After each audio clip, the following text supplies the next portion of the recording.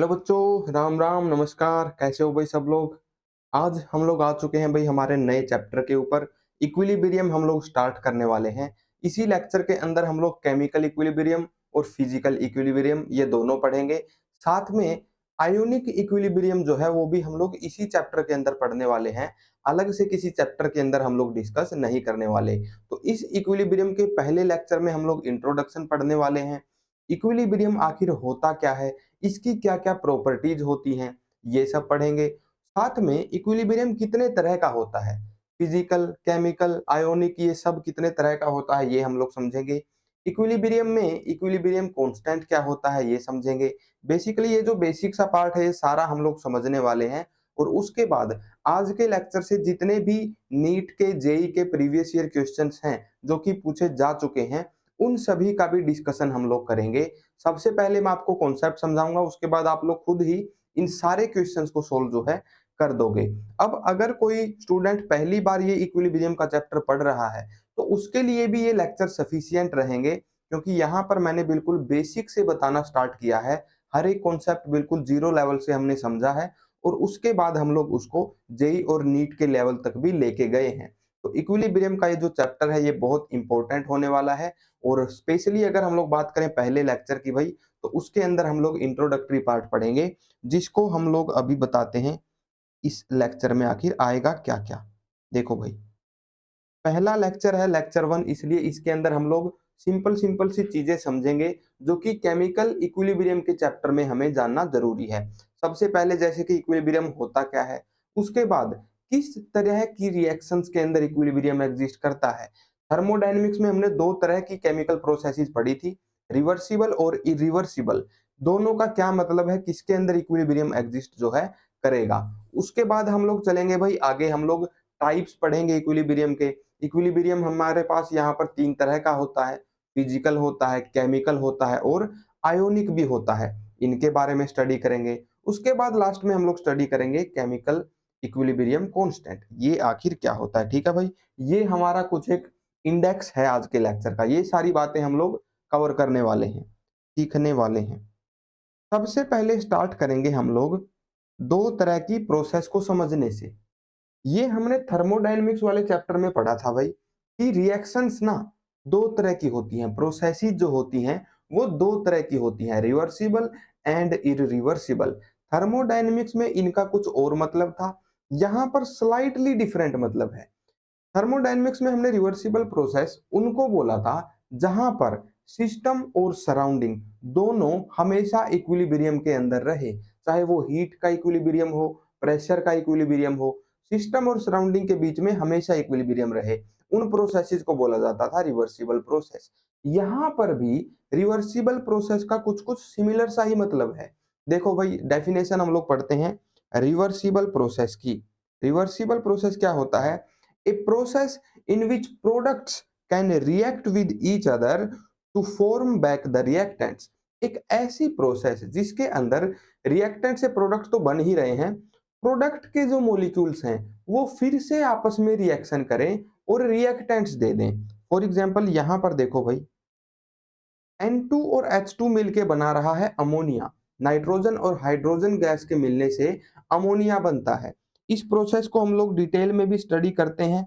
इसको बोला जाता है हैबर प्रोसेस। Haber process. अब यहाँ पर एक चीज आप लोग ध्यान से देखो भाई, यहाँ पर जो रिएक्शन का एरो है ना, वो सिंगल साइडेड एरो नहीं है, बल्कि ये एक डबल साइडेड एरो है। आमतौर पर जब कुछ इस तरह का एरो हमारे पास होता है, उसका मतलब होता है यहाँ पर रिएक्टेंट्स है जिन्होंने रिएक्शन करके प्रोडक्ट हमको दे दिया। हाउएवर अगर यही साइन इस तरह से बना हो, तब इसका मतलब क्या हो जाएगा? बेसिकली यहाँ पर हमने हाफ एरो लगा दिए, इसका मतलब ये हो जाएगा इस तरफ रिएक्टेंट है जो कि रिएक्शन करके प्रोडक्ट दे रहे हैं। सिमिलरली इस तरफ कुछ प्रोडक्ट्स भी हैं जो कि रिएक्शन करके वापिस से रिएक्टेंट्स दे रहे हैं। तो एक तरीके से कुछ ऐसा सिस्टम हो गया भाई कि प्रोडक्ट के जो मॉलिक्यूल हैं वो भी आपस में रिएक्शन करके रिएक्टेंट्स बना रहे हैं, वापिस से बैकवर्ड रिएक्शन ये हो रही है। तो ऐसी प्रोसेस को बोला जाता है रिवर्सिबल। रिवर्सिबल प्रोसेस कौन सी हो जाएगी इक्विलिब्रियम के हिसाब से? ऐसी प्रोसेस जिसके अंदर प्रोडक्ट्स फिर से रिएक्ट करके रिएक्टेंट बना लें, उनको बोला जाएगा रिवर्सिबल। एक और एग्जांपल है हमारे पास, हाइड्रोआयोडिक एसिड जो होता है HI, वो भी वापस से डिसोसिएट हो जाता है H2 और I2 के अंदर। बेसिकली मान लो अगर हम लोग ऐसे देखें भाई, HCl एसिड की प्रिपरेशन हम लोग देखें, हाइड्रोक्लोरिक एसिड की, तब वहां पर क्या होता है भाई, H2 प्लस Cl2, ये मिलके 2 मोल हमें देता है HCl के। अब यहाँ पर इंपॉर्टेंट बात क्या है भाई, यहाँ पर HCl की स्टेबिलिटी अच्छी खासी होती है, तो इस वजह से H2 और Cl2 ये दोनों मिलके 2 मोल HCl के बना लेते हैं। यहाँ पर मैंने सिंगल साइडेड एरो बनाया है, इसका मतलब ये है जो HCl हमारे पास बना है, ये फिर से रिएक्शन करके इंडिविजुअल रिएक्टेंट्स नहीं बनाएगा। HCl के मॉलिक्यूल H2 और Cl2 के अंदर डिसोसिएट नहीं होंगे। यहाँ पर HCl की स्टेबिलिटी के ऊपर भी इफेक्ट आता है भाई, HCl अच्छा खासा स्टेबल होता है इसलिए वापस से डिसोसिएट नहीं होता। हाउएवर अगर हम लोग HI को देखें, क्लोरीन जहां पर हमने बदल दिया है आयोडीन से, तो यहाँ पर HI उतना ज्यादा स्टेबल नहीं होता है, इसका बॉन्ड वापस से बड़े आसानी से ब्रेक कर सकता है। इस वजह से क्या होता है भाई, HI जो होता है ना, वो बन तो जाता है लेकिन वापस से डिसोसिएट भी हो जाता है H2 और I2 के अंदर। इसी वजह से जो HI की रिएक्शन है वहां पर हमने डबल साइडेड एरो का यूज किया है, ना कि सिंगल साइडेड एरो का। तो बेसिकली क्या मतलब हो गया भाई, HI जो प्रोडक्ट हमारे पास बना, ये फिर से रिएक्शन करके रिएक्टेंट्स बना सकता है। ये रिएक्शन भी इक्विलिब्रियम के अंदर एग्जिस्ट करती है, ये रिएक्शन भी एक रिवर्सिबल रिएक्शन है।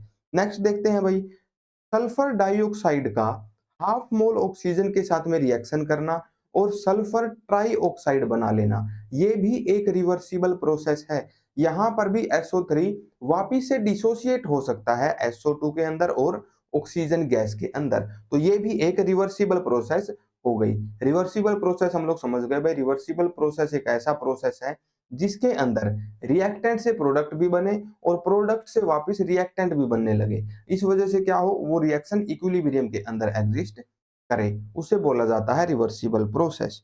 तो यहां से हम लोग समझ गए भाई, इक्विलिब्रियम कौन सी प्रोसेस के अंदर एग्जिस्ट करेगा, इक्विलिब्रियम एग्जिस्ट करेगा रिवर्सिबल प्रोसेसेस के अंदर। नेक्स्ट तरह का प्रोसेस हम लोग देखते हैं इररिवर्सिबल प्रोसेस। इररिवर्सिबल का क्या मतलब हो जाएगा, जो रिवर्सिबल ना हो, मतलब जिसमें रिएक्टेंट्स रिएक्शन करके प्रोडक्ट तो बना लें लेकिन प्रोडक्ट वापस से रिएक्शन करके रिएक्टेंट ना बना पाए। फॉर एग्जांपल देखो, हाइड्रोजन को जब हम लोग इलेक्ट्रिक स्पार्क देते हैं, मतलब ऑक्सीजन की प्रेजेंस में उसको इलेक्ट्रिक स्पार्क देते हैं, तो वहां पर H2O बनता है, वाटर बनता है। बेसिकली हाइड्रोजन की और ऑक्सीजन की यहाँ पर ये रिएक्शन है और वाटर यहाँ पर बन जाता है। ये प्रोसेस रिवर्सिबल नहीं होती, यहाँ पर वाटर का मॉलिक्यूल कभी भी डिसोसिएट नहीं होगा अपने आप H2 और O2 के अंदर। तो ये एक जो प्रोसेस है, ये एक इररिवर्सिबल प्रोसेस है। सिमिलरली यहाँ पर एक और सोल्ट का डिसोसिएशन दिया गया है भाई, पोटेशियम क्लोरीन ऑक्साइड, इसको हम लोग बोलते हैं भाई potassium salt of chloric acid. Basically हमारे पास जो HClO3 होता है,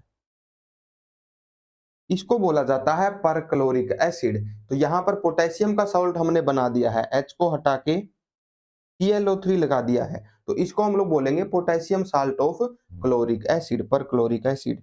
तो ये हमारे पास डिसोसिएट होता है भाई, 2 मोल KCl के देता है और 3 मोल ऑक्सीजन के देता है। यहाँ पर ये प्रोसेस भी रिवर्सिबल नहीं होती, यहाँ पर रिएक्टेंट्स प्रोडक्ट बना लेंगे लेकिन प्रोडक्ट्स आपस में रिएक्शन करके फिर से रिएक्टेंट नहीं दे पाएंगे। तो ये 2 तरह की प्रोसेस होती हैं भाई। इररिवर्सिबल प्रोसेस में क्योंकि प्रोडक्ट जो है वो वापस से रिएक्टेंट नहीं बना पाएंगे, इसलिए ये रिएक्शन इक्विलिब्रियम में एग्जिस्ट नहीं करेगी। हाउएवर रिवर्सिबल प्रोसेस के अंदर क्या होता है, प्रोडक्ट जो होते हैं वो वापस से रिएक्टेंट बना सकते हैं, इसलिए रिवर्सिबल प्रोसेसेस के अंदर इक्विलिब्रियम एग्जिस्ट कर सकता है। तो ये थी भाई 2 तरह की प्रोसेस। आगे बढ़ते हैं भाई, इक्विलिब्रियम क्या होता है ये हम लोग समझते हैं भाई। 3 तरह का इक्विलिब्रियम हमारे पास होता है, एक होता है फिजिकल, एक होता है केमिकल और एक होता है आयोनिक। वन बाय वन समझते हैं तीनों के अंदर क्या मतलब है। सबसे पहले समझेंगे फिजिकल इक्विलिब्रियम को। हमने पढ़ा हुआ है भाई कि फिजिकली अगर हम लोग देखें तो मैटर की 3 स्टेट होती हैं, सॉलिड, लिक्विड और गैस, ये 3 स्टेट होती हैं, सॉलिड, लिक्विड, गैस। इसके अलावा 2 एक्स्ट्रा भी होती हैं। एक होती है प्लाज्मा।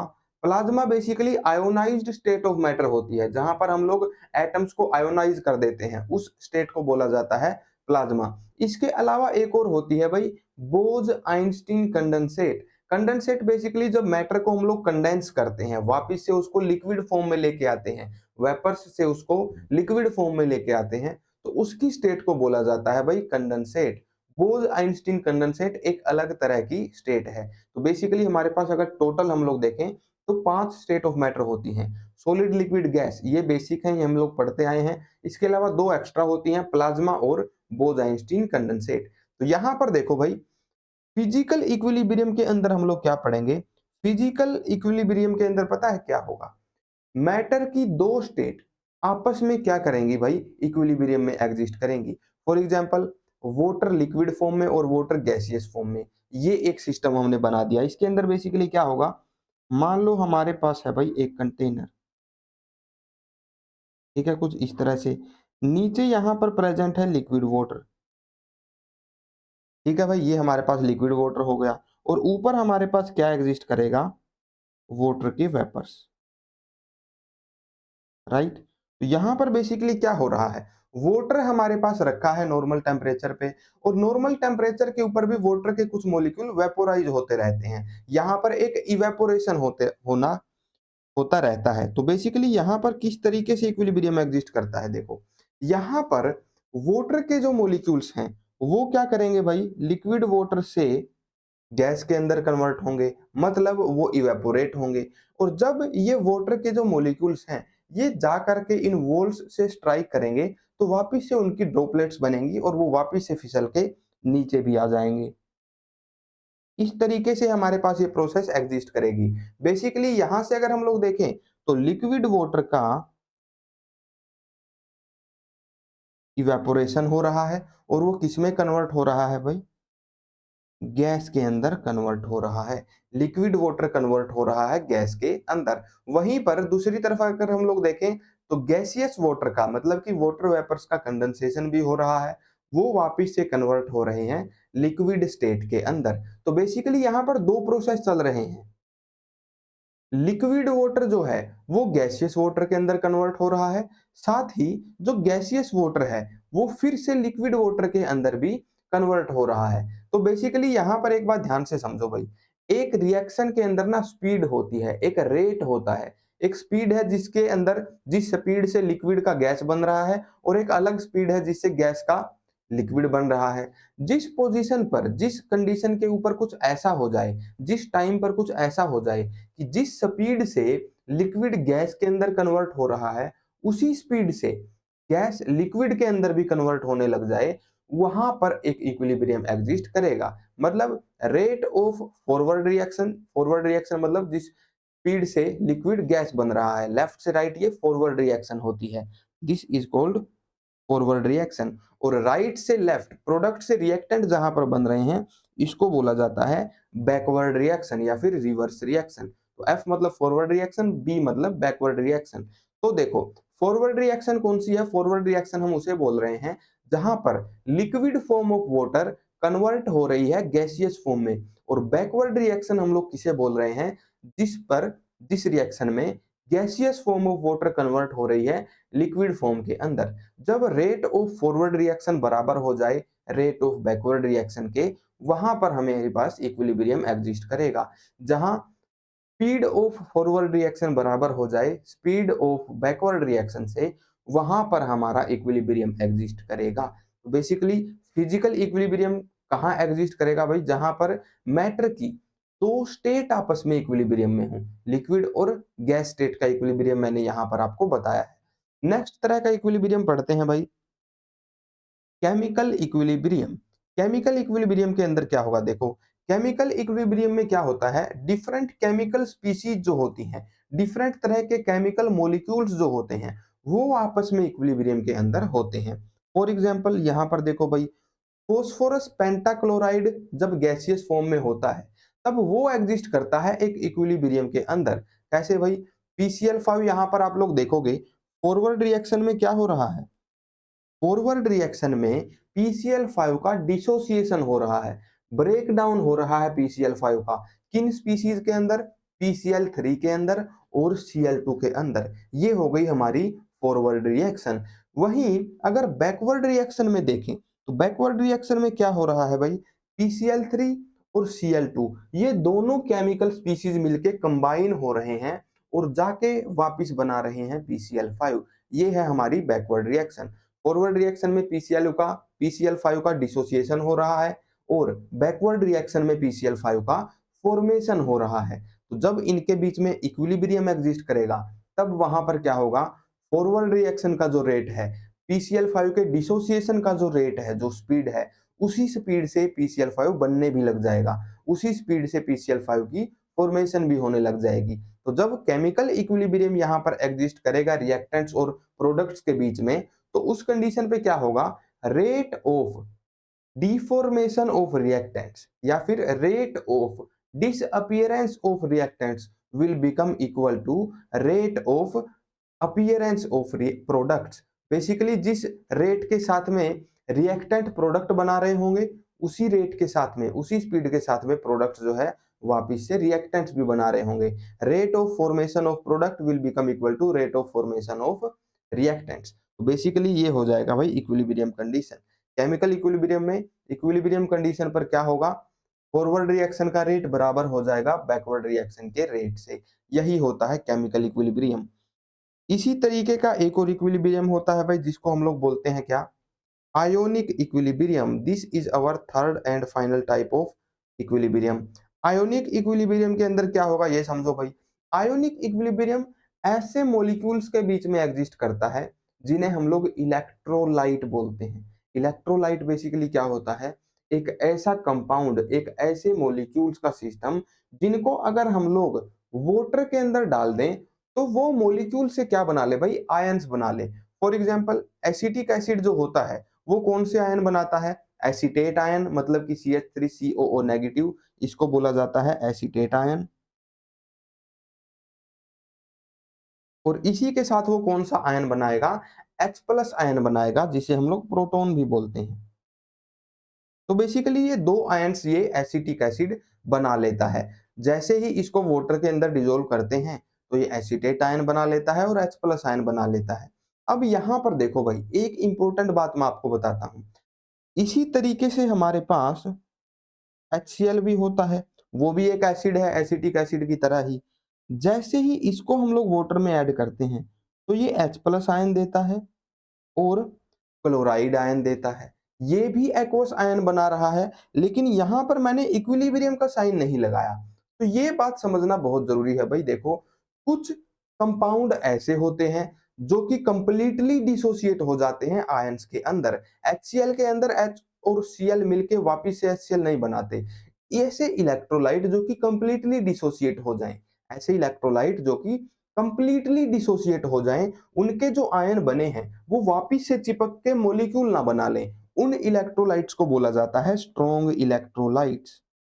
उन्हें बोला जाता है स्ट्रॉन्ग इलेक्ट्रोलाइट। वहीं पर कुछ दूसरे तरह के इलेक्ट्रोलाइट होते हैं। देखो, इलेक्ट्रोलाइट सिंपली क्या हो गया? जो कि क्या बना ले भाई? आयंस बना ले वाटर के अंदर, वो हो गया इलेक्ट्रोलाइट। इलेक्ट्रोलाइट होता है दो तरीके का। एक होता है स्ट्रॉन्ग इलेक्ट्रोलाइट, जिसको क्या बोलते हैं?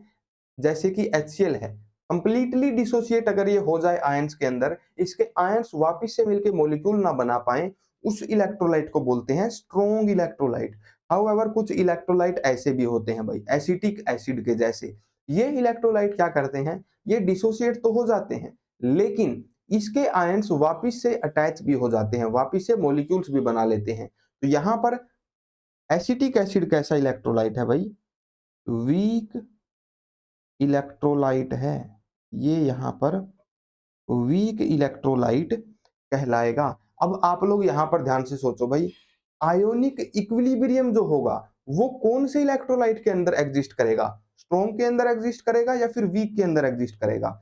इक्विलिब्रियम एग्जिस्ट करता है भाई वीक इलेक्ट्रोलाइट्स के अंदर, क्योंकि उनके जब आयंस बनते हैं, उनसे जब प्रोडक्ट्स बनते हैं, तो उसके प्रोडक्ट वापिस से अटैच होके रिवर्स रिएक्शन करके रिएक्टेंट्स दे सकते हैं। इसीलिए आयोनिक इक्विलिब्रियम जो है वो एग्जिस्ट करता है वीक इलेक्ट्रोलाइट्स के अंदर। किन के बीच में एग्जिस्ट करेगा? एसोसिएटेड फॉर्म ऑफ इलेक्ट्रोलाइट के बीच में और उसकी डिसोसिएटेड फॉर्म के बीच में। यहाँ पर आयंस का डिसोसिएशन हो चुका है। CH3COO नेगेटिव में जो OH का यहाँ पर बॉन्ड था वो ब्रेक हो चुका है, H प्लस बन गया है और CH3COO नेगेटिव बन गया है। इस तरीके से वही हमारे पास होता है आयोनिक इक्विलिब्रियम। तो ये 3 तरीके का इक्विलिब्रियम हमने पढ़ लिया भाई। आगे बढ़ते हैं। फिजिकल इक्विलिब्रियम के कुछ टाइप्स हम लोग यहाँ पर स्टडी करते हैं भाई। वन बाय वन मैं आपको सभी को एक्सप्लेन करूंगा और डायग्राम्स के थ्रू भी दिखाऊंगा, फोटोज के थ्रू भी दिखाऊंगा कि इनका आखिर मतलब होता क्या है। देखो भाई, पहला फिजिकल इक्विलिब्रियम जो मैंने दिखाया है वो दिखाया है भाई सॉलिड और लिक्विड के बीच में। बेसिकली किसी सब्सटेंस की सॉलिड फॉर्म, किसी मैटर की सॉलिड फॉर्म और उसकी लिक्विड फॉर्म, वो दोनों क्या होंगी? एक साथ इक्विलिब्रियम में होंगी। ऐसा हमें देखने को मिलता है जब आइस मेल्ट कर रही होती है। आइस बेसिकली क्या है भाई? सॉलिड है। तो ये हो गई इस वाटर की सॉलिड फॉर्म, और लिक्विड वाटर जो है वो बेसिकली लिक्विड ही है ना? LIQUID। तो यहां पर बेसिकली क्या होगा भाई? अगर हम लोग नॉर्मल इन्वायरमेंट प्रेशर की बात करें, 1 एटमॉस्फेयर प्रेशर की मान लो कि हम लोग बात कर रहे हैं, तो यहां पर क्या होगा? अगर कोई ऐसा टेम्परेचर आ जाए जिसके ऊपर सॉलिड जो है वो लिक्विड भी बन रहा हो और लिक्विड जो है वो सॉलिड भी बन रहा हो, इसी के साथ साथ क्या हो, सॉलिड से लिक्विड बनने का जो रेट है वो बराबर हो जाए लिक्विड से सॉलिड बनने के रेट पे, उस जगह पर सॉलिड लिक्विड का इक्विलिब्रियम एग्जिस्ट करेगा। अब ऐसा कहां पर होता है भाई? कितने डिग्री टेम्परेचर के ऊपर वाटर से बर्फ बन जाती है, आइस बन जाती है, सॉलिड वाटर बन जाता है, और उसी टेम्परेचर पे सॉलिड मेल्ट भी करता है। वो होता है भाई नॉर्मल प्रेशर के ऊपर। अगर हम लोग बात करें 1 एटमॉस्फेयर प्रेशर जो हमारे पास अर्थ के सरफेस पे होता है, तो वहां पर भाई 0 डिग्री सेल्सियस जो टेम्परेचर होता है ना, वो होता है इसका ट्रांजिशन टेम्परेचर। ट्रांजिशन टेम्परेचर किसे बोलेंगे? जहां पर सॉलिड से लिक्विड भी बन सके, लिक्विड से सॉलिड भी बन सके। अगर उस ट्रांजिशन टेम्परेचर से नीचे टेम्परेचर हम लोग कर देंगे, लो कर देंगे, तब वहां पर सॉलिड फॉर्म ज्यादा डोमिनेट करेगी, बर्फ जमने लग जाएगी, और जैसे ही उस टेम्परेचर से ज्यादा टेम्परेचर हम लोग करेंगे तो बर्फ मेल्ट भी करने लग जाएगी। तो उसे बोला जाता है ट्रांजिशन टेम्परेचर। वो टेम्परेचर जिसके ऊपर सॉलिड और लिक्विड फॉर्म्स आपस में कन्वर्ट हो सके, आपस में ट्रांजिशन कर सके। अब यहां पर देखो भाई, यहां पर जो मेल्टिंग पॉइंट होता है, मेल्टिंग पॉइंट बेसिकली क्या है? यहां पर 0 डिग्री सेल्सियस। मेल्टिंग पॉइंट क्या है? 0 डिग्री सेल्सियस। तो एक स्पेसिफिक प्रेशर के ऊपर, 1 एटमॉस्फेयर प्रेशर जब होता है तब वहां पर मेल्टिंग पॉइंट हो जाता है पानी का 0 डिग्री सेल्सियस। तो एक स्पेसिफिक प्रेशर के ऊपर मेल्टिंग पॉइंट जो है वो कांस्टेंट हो जाएगा। एक स्पेसिफिक प्रेशर के ऊपर मेल्टिंग पॉइंट यहाँ पर कांस्टेंट हो जाएगा। 1 एटमॉस्फेयर के ऊपर वो कांस्टेंट मेल्टिंग पॉइंट क्या होता है भाई वाटर के लिए? वो होता है 0 डिग्री सेल्सियस। इसका मतलब ये है कि अगर 1 एटमॉस्फेरिक प्रेशर किसी रीजन पे है, मान लो कि हम लोगों के पास बर्फ है, उसको हम लोग एक ऐसे सरफेस पे ले गए जहां पर प्रेशर कितना है? 1 एटमॉस्फेयर है, तो वहां पर आइस कितने डिग्री सेल्सियस पर मेल्ट होगी भाई? 0 डिग्री सेल्सियस के ऊपर ही मेल्ट होगी। ये होता है भाई एक रूल। हर इक्विलिब्रियम के साथ एक आधी प्रॉपर्टीज कांस्टेंट हो जाती हैं। जैसे यहां पर क्या हुआ, एक स्पेसिफिक प्रेशर के ऊपर मेल्टिंग पॉइंट कांस्टेंट हो गया, तो ये होता है भाई सॉलिड लिक्विड का इक्विलिब्रियम। वैसे ही एग्जिस्ट करता है एक लिक्विड और वेपर का इक्विलिब्रियम। ये मैं आपको समझाता हूं भाई क्या होता है। देखो, नॉर्मली मान लो हमारे पास किसी तालाब में पानी है, किसी पॉन्ड में, किसी रिवर में पानी है।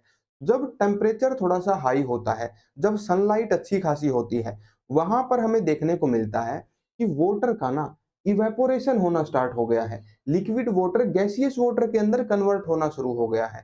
तो बेसिकली जब नॉर्मल टेम्परेचर प्रेशर की कंडीशंस भी होती है ना, उसके ऊपर भी हमें दिखेगा कि मान लो यहाँ पर ये लिक्विड वाटर है, नॉर्मल टेम्परेचर प्रेशर के ऊपर भी ना थोड़े बहुत वाटर के मॉलिक्यूल्स यहाँ पर इवेपोरेट हो गए हैं, गैस के अंदर कन्वर्ट हो गए हैं।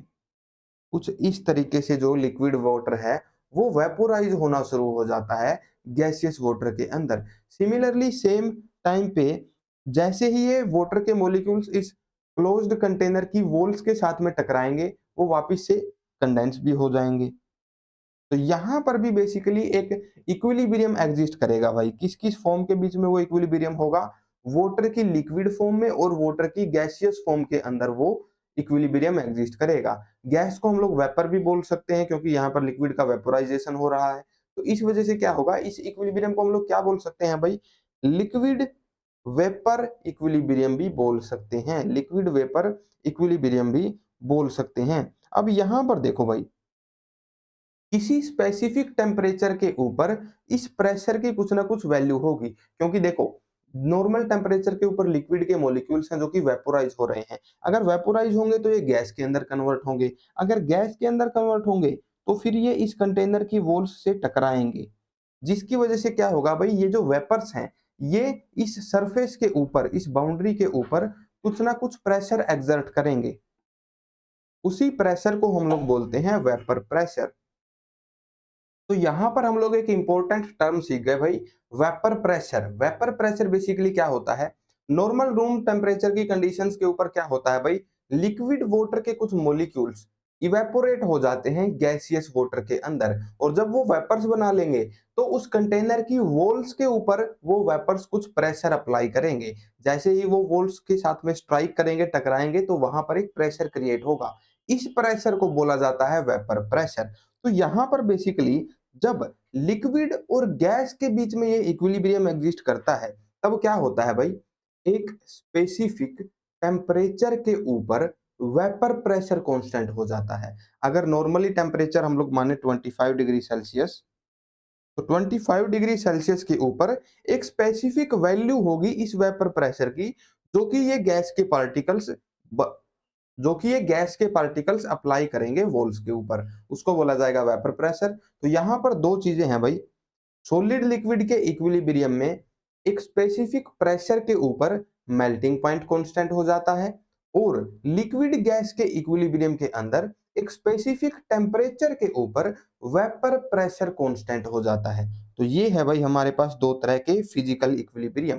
पहला सॉलिड लिक्विड के बीच में एग्जिस्ट कर रहा था, दूसरा एग्जिस्ट कर रहा था लिक्विड वेपर के बीच में। ऐसे ही एक और इक्विलिब्रियम मैं आपको बताता हूं जो कि एग्जिस्ट करता है सोल्यूट के पार्टिकल्स के बीच में। अब यहाँ पर देखो भाई, सोल्यूट क्या होता है, सॉल्यूशन क्या होता है, सोलवेंट क्या होता है, इस सब के बारे में मैं आपको पहले बताता हूं भाई। देखो, हमारे पास शुरुआत में होता है कोई भी सोल्ट, जो कि हो सकता है सॉलिड।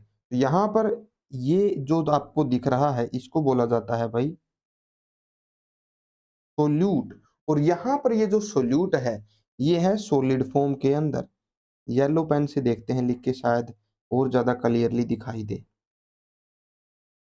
ये हमारे पास है सोल्यूट। जैसे ही हम लोग इसको वाटर में डाल रहे हैं, किसी भी सॉल्वेंट के अंदर हम लोग इसको डिसॉल्व करते हैं, जिसके अंदर हम लोग डिसॉल्व करते हैं उसी को बोला जाता है सोलवेंट। सोलवेंट। अब इन दोनों के मिलने से, सोल्यूट को सोलवेंट में डिसॉल्व करने से जो सिस्टम हमारे पास बनता है उसको बोला जाता है भाई सॉल्यूशन। उसको बोला जाता है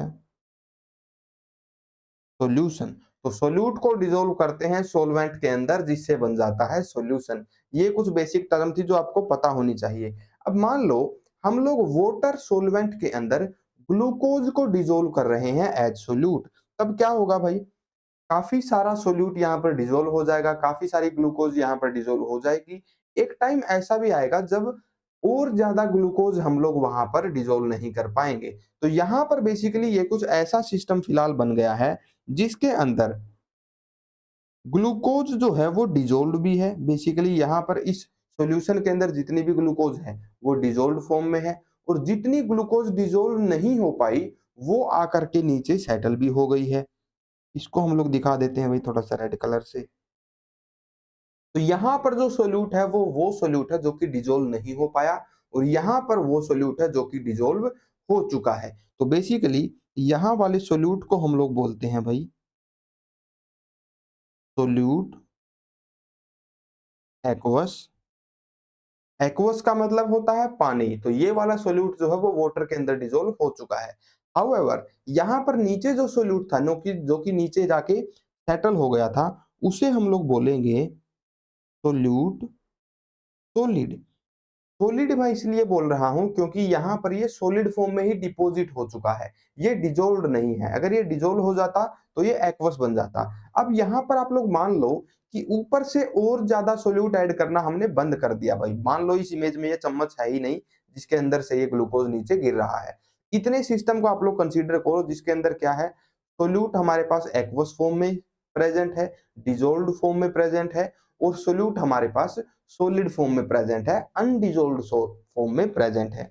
अब मान लो हम लोग इसको क्या करें भाई, थोड़ा सा स्टिर करना शुरू करें, इसके अंदर कोई ग्लास और डाल के हम लोग इसको घुमाना शुरू करें। वहां पर क्या होगा भाई, देखो दो प्रोसेस होंगी। पहली प्रोसेस के अंदर क्या होगा, पहली प्रोसेस में कुछ ऐसा होगा जिससे जो सॉलिड फॉर्म है सब्सटेंस की वो डिजोल्व होना शुरू होगी। थोड़ा बहुत सॉलिड जो है डिजोल्व हो जाएगा, मतलब सॉलिड से एक्वस फॉर्म के अंदर वो कन्वर्ट हो जाएगा। वहीं पर बराबर में क्या प्रोसेस होगी, यहां पर एक्वस फॉर्म में जो सोल्यूट था, जो डिजोल्व्ड फॉर्म में सोल्यूट था, वो जो है सेपरेट होना शुरू हो जाएगा, वो नीचे डिपॉजिट होना शुरू हो जाएगा। तो यहां पर भी दो प्रोसेसेस हो रही हैं भाई। एक प्रोसेस में क्या है, सॉलिड सोल्यूट कन्वर्ट हो रहा है एक्वस सोल्यूट में, अनडिजोल्व्ड सोल्यूट डिजोल्व हो रहा है। और दूसरी प्रोसेस क्या हो रही है, डिजोल्व्ड सोल्यूट कन्वर्ट हो रहा है अनडिजोल्व्ड फॉर्म में, एक्वस सोल्यूट कन्वर्ट हो रहा है सॉलिड फॉर्म में। तो ये दो प्रोसेस हो रही है।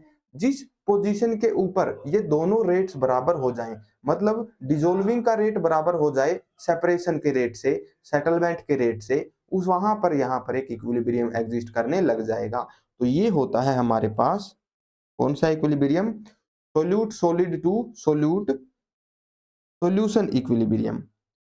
एक केस में सोल्यूट सॉलिड फॉर्म में प्रेजेंट है, दूसरे केस में यही सोल्यूट सॉल्यूशन की फॉर्म में प्रेजेंट है, डिजोल्व्ड फॉर्म में प्रेजेंट है। यहां पर भी एक तरीके का इक्विलिब्रियम एग्जिस्ट कर सकता है, इसे भी फिजिकल इक्विलिब्रियम हम लोग बोलेंगे। ये डिफरेंट डिफरेंट तरीके के फिजिकल इक्विलिब्रियम है जो कि एग्जिस्ट कर सकते हैं रिएक्शन में। नेक्स्ट इक्विलिब्रियम हम लोग स्टडी करते हैं भाई, गैस गैसियस सिस्टम और गैस एक्वस सिस्टम के बीच में इक्विलिब्रियम। इसका क्या मतलब है भाई, ये इक्विलिब्रियम कैसा होगा, ये एग्जिस्ट करता है भाई ऐसे सिस्टम्स के अंदर जहां पर हम लोग गैस को डिजोल्व कर देते हैं किसी लिक्विड में। फॉर एग्जांपल गैस को लिक्विड में डिजोल्व करते हैं भाई हम लोग कोल्ड ड्रिंक्स के अंदर, ठीक है। जो कोल्ड ड्रिंक्स हमारे पास होती हैं, कोल्ड ड्रिंक्स के अंदर क्या होता है, हम लोग CO2 गैस को फिल कर देते हैं। जैसे ही कोल्ड ड्रिंक के ढक्कन को हम लोग ओपन करते हैं, एक फिज की आवाज आती है। उसके अंदर क्या होता है, जितनी भी डिजोल्व्ड कार्बन डाइऑक्साइड होती है वो सारी की सारी बाहर निकल जाती है। लेकिन जब तक वो गैस अंदर फिल्ड है, ढक्कन बंद है, वो एस्केप नहीं कर सकती। वहां पर जो गैस होगी वो डिजोल्व्ड फॉर्म में ही रहेगी। तो यहाँ पर बेसिकली आपको ना दो चीजें दिखेंगी भाई, दो सिस्टम यहाँ पर दिखेंगे। यहाँ पर जो है ये बोतल है जिसके अंदर यहां पर तो है हमारी कोल्ड ड्रिंक, और अंदर जो आपको ये बबल्स दिख रहे हैं इनके अंदर है हमारी कार्बन डाइऑक्साइड गैस। तो हम लोग ऐसा बोल सकते हैं कि यहां पर जो कार्बन डाइऑक्साइड गैस है ना, वो किस फॉर्म में प्रेजेंट है, वो एक्वस फॉर्म में प्रेजेंट है, वो डिजोल्व्ड फॉर्म में प्रेजेंट है। कोल्ड ड्रिंक के अंदर मोस्टली कंटेंट वाटर ही होता है, उसके अलावा कुछ फ्लेवर्स वगैरह होते हैं। मोस्टली क्योंकि वाटर है, एक्वस है, इसीलिए हम लोग क्या बोलेंगे, यहाँ पर जितनी भी गैस है जो कि डिजोल्व्ड हो चुकी है हमारी ड्रिंक के अंदर, लिक्विड के अंदर, उसको हम लोग बोल रहे हैं CO2 गैस। वहीं पर बोतल का जो ऊपर का हिस्सा होता है वो काफी सारा खाली होता है, उसके अंदर सिर्फ कार्बन डाइऑक्साइड गैस होती है।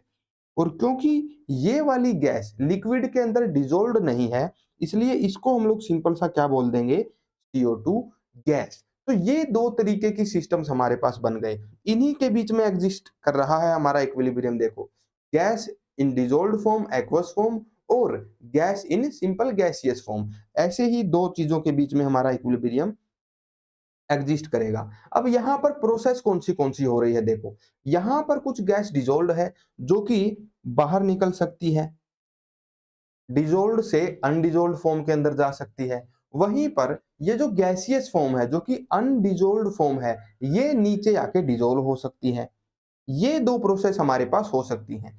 CO2 एक्वस से कन्वर्ट कर सकती है CO2 गैस में, और CO2 गैस वो कन्वर्ट कर सकती है CO2 एक्वस के अंदर। तो यहाँ पर जब कुछ ऐसा हो जाए, जब ये वाला रेट फॉरवर्ड रिएक्शन का रेट बराबर हो जाए बैकवर्ड रिएक्शन के रेट से, मतलब जिस रेट से एक्वस से गैस बन रही है CO2, उसी रेट से गैस से एक्वस भी बनने लग जाए, उसी स्पीड से गैस से एक्वस भी बनने लग जाए, उस सिचुएशन को हम लोग इक्विलिब्रियम बोल सकते हैं। तो यहाँ पर कुछ ऐसे इक्विलिब्रियम एग्जिस्ट करता है इन दो फॉर्म्स के बीच में, जिस रेट से CO2 गैस से एक्वस बन रही है, उसी रेट से एक्वस से गैस बनने लग जाए, उसको बोला जाएगा भाई इक्विलिब्रियम कंडीशन। अब यहां पर देखो भाई, CO2 यहां पर दो जगह प्रेजेंट है, CO2 यहां पर दो जगह प्रेजेंट है, एक्वस फॉर्म में और गैसियस फॉर्म में। यहां पर एक चीज ध्यान से समझना भाई, अगर हम लोग कुछ ऐसा करें, देखो प्रोडक्ट में कुछ कंसंट्रेशन है, प्रोडक्ट मतलब ये एक्वस वाला जो सिस्टम है ये हमारा प्रोडक्ट है, यहां पर CO2 की कुछ कंसंट्रेशन है जिसको हम लोग क्या बोल सकते हैं, CO2 CO2 एक्वस बोल सकते हैं। ये हमारे पास प्रोडक्ट की कंसंट्रेशन हो गई, जहां पर CO2 की कंसंट्रेशन डिसॉल्व्ड फॉर्म में हम लोग देख रहे हैं। इस कंसंट्रेशन को अगर हम लोग डिवाइड कर दें, concentration of CO2 in undissolved form, मतलब ऊपर जो कंसंट्रेशन है CO2 की गैसियस वाली जो कंसंट्रेशन है, इससे हम लोग डिवाइड कर दें, तो हमने बेसिकली क्या किया भाई, इक्विलिब्रियम कंडीशन के ऊपर प्रोडक्ट में जो CO2 की कंसंट्रेशन थी उसको डिवाइड कर दिया CO2 की कंसंट्रेशन से, जो कंसंट्रेशन कहां पर थी, रिएक्टेंट के अंदर थी। इस रेशियो को ही बोला जाता है equilibrium constant. Basically equilibrium condition के ऊपर प्रोडक्ट की जो कंसंट्रेशन है उसको अगर हम लोग डिवाइड कर दें रिएक्टेंट की कंसंट्रेशन से, तो जो रेशियो निकल के आता है उसको बोला जाता है इक्विलिब्रियम कांस्टेंट। तो ये चीज जो है गैस और गैस एक्वस के इक्विलिब्रियम में ये चीज कांस्टेंट हो जाती है भाई। तो कंसंट्रेशन होती है, जो रेशियो ऑफ कंसंट्रेशन होता है CO2 का in dissolved form and in undissolved form, वो रेशियो कांस्टेंट हो जाता है जब इक्विलिब्रियम कंडीशन अचीव हो जाती है। तो ये कुछ तरह के फिजिकल इक्विलिब्रियम हमने आज समझे भाई। आगे देखते हैं, नीट का ये प्रीवियस ईयर क्वेश्चन करते हैं भाई, 1995 के अंदर ये पूछा गया क्वेश्चन है। इसके अंदर हमें क्या बताना है भाई, in liquid gas equilibrium the process of vapours above the liquid is constant at. देखो जो लिक्विड गैस का इक्विलिब्रियम बनेगा ये कुछ ऐसे बनता था, नीचे हमारे पास होता था लिक्विड कुछ इस तरह से, और लिक्विड के जो है वेपर्स भी बनते हैं भाई, तो वहां पर क्या होगा, लिक्विड फॉर्म कन्वर्ट हो जाएगी हमारी गैसियस फॉर्म में, कुछ इस तरह से प्रोसेस वहां पर हो रहा होगा। ये है गैस या फिर वेपर फॉर्म और ये है लिक्विड। तो इस तरह के इक्विलिब्रियम में क्या होता था भाई, अगर आपको ध्यान हो, एक स्पेसिफिक टेम्परेचर के ऊपर क्या होता था, वेपर प्रेशर कांस्टेंट हो जाता था। तो यहां पर क्या होता था, एक स्पेसिफिक टेम्परेचर के ऊपर वेपर प्रेशर कांस्टेंट हो जाता था। तो यहां पर हमें क्या बताना है, in liquid gas equilibrium, liquid gas के इक्विलिब्रियम में the pressure of vapours above liquid is constant at, जो गैस के वेपर्स होते हैं लिक्विड के ऊपर जो होते हैं अबव द लिक्विड, वो कहां पर कांस्टेंट होते हैं, वेपर्स का प्रेशर जो होता है, जो वेपर्स ऑफ गैस लगाते हैं वो कहां पर कांस्टेंट होता है, वो कांस्टेंट होता है एट ए कांस्टेंट टेम्परेचर, एक स्पेसिफिक टेम्परेचर के ऊपर, एक कांस्टेंट टेम्परेचर के ऊपर ही जो वो वेपर प्रेशर है वो कांस्टेंट हो पाता है। तो ये हो जाएगा भाई इसका करेक्ट आंसर। तो आज के लेक्चर में हम लोग इतना ही पढ़ते हैं भाई इक्विलिब्रियम को, हमने सिंपली बस फिजिकल इक्विलिब्रियम है जो कि इस लेक्चर के अंदर कन्वर्ट किया है, जो स्टडी किया है हमने, ठीक है। नेक्स्ट लेक्चर में हम लोग पढ़ेंगे केमिकल इक्विलिब्रियम के बारे में, इक्विलिब्रियम कांस्टेंट क्या होता है उसके बारे में। आई होप आज के लेक्चर में आप लोग कम से कम फेमिलियर हो गए होंगे, इक्विलिब्रियम का सिंपल सा मतलब समझ गए होंगे। मिलते हैं भाई नेक्स्ट लेक्चर के अंदर। Happy learning, take care, bye bye.